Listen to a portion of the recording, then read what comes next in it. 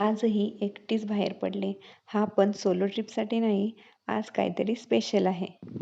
रोजचाच route आहे, पण आज जाऊन काम नाही करायचं. तर आज सगळ्यांसोबत चिल करायचंय. तर आज मी आली आहे 7A रेस्टॉरंट बारला. आज आहे ऑफिसची क्रिसमस पार्टी. आणि हे बारमध्ये वगैरे यायची पण पहिलीच वेळ. हे मंडळी मस्त तयार होऊन आलेत. आणि आजच्या पार्टीचे गेस्ट आहेत मिस्टर डेव्हिड. त्यांच्यासोबत एक फोटो क्लिक करून घ्यावा म्हटलं.